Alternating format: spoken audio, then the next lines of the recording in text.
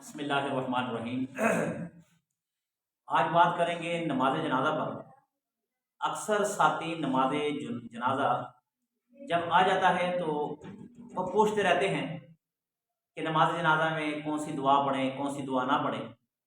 دیکھیں، سب سے پہلے اس غفلت، اس سستی کو دور کرنا چاہیے کہ ہمیں مسجدوں میں جا کر امام صاحب سے یا کسی سے بھی جن کو آتا ہے تو وہ نماز جنازہ کے طریقہ کو سیکھیں، نماز جنازہ کی دعاؤں کو سیکھیں۔ اور اگر بالفرض والمحال آپ عین موقع پر وہاں پر موجود ہے، آپ کو نہیں پتا کہ میں نے کیا پڑھنا ہے، تو ایک پوائنٹ اپنے ذہن میں رکھیں کہ جب امام اللہ اکبر کہے آپ بھی ساتھ اللہ اکبر کہیں، تو 4 مرتبہ اللہ اکبر ہوگا، آپ بھی 4 مرتبہ اللہ اکبر کہہ دیں، اس کے ساتھ ہی آپ کی نماز جنازہ ہو جائے گی، بے شک آپ اس میں کچھ بھی نہ پڑھیں۔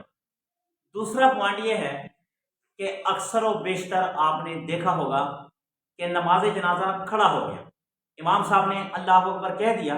جب امام صاحب نے اللہ اکبر کہہ دیا، اگر آپ اتنی دیر میں وضو کرنے جاتے ہیں، آپ کے آنے تک کیا ہو جائے گا؟ نماز جنازہ ختم ہو جائے گا۔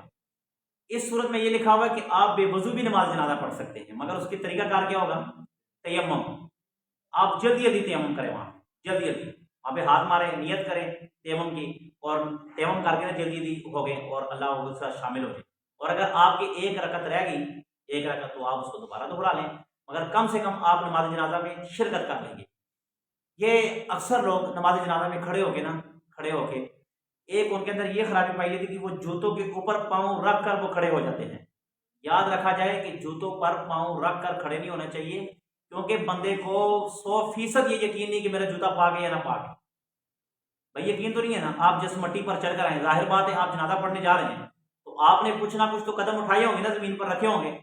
جب آپ نے وہ قدم رکھے نا، تو ظاہر بات ہے کوئی گندگی چیز پر آپ کا پاؤں آ چکا ہو، اور آپ اپنے دل اور گمان میں یہ سمجھ رہے ہیں کہ شاید میں نے کیا کیا، میرے تو قدم صاف ہیں۔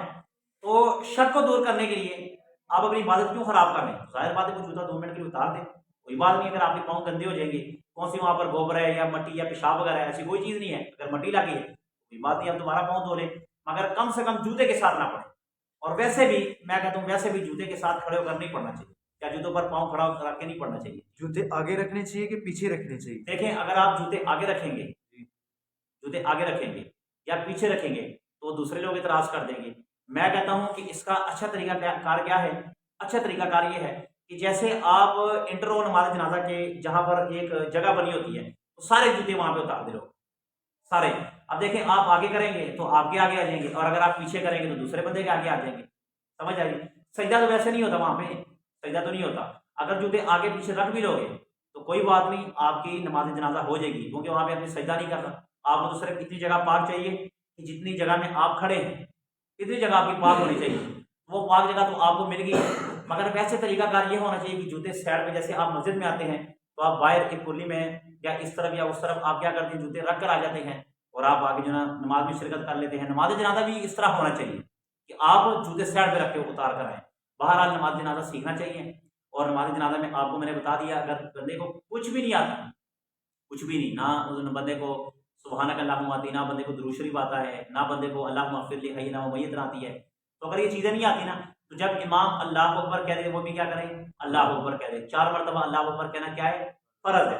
بس جب یہ ہو گیا اس کی نماز جنازہ ہوگی۔ اور جب وضو رہ جائے تو بندے کو جلد از جلد چاہیے کہ اگر نماز جنازہ کھڑا ہو گیا اور اگر وہ امام صاحب باتیں کر رہے ہیں، لوگوں کو سمجھا رہے ہیں، تو آپ جلد از جلد وضو کر کے آپ اس میں شرکت کریں۔ اور اگر ٹائم بالکل ہی مختصر ہے، آپ عین موقع پر پہنچے ہیں، تو آپ وہیں پہ کھڑے کیا کریں؟ تیمم کریں اور اس نماز جنازہ میں شرکت کریں، آپ کو ثواب مل جائے گا۔ اللہ سے دعا ہے کہ اللہ تعالیٰ ہمیں ان مسائل کو سیکھنے اور سمجھنے کی توفیق عطا فرمائے۔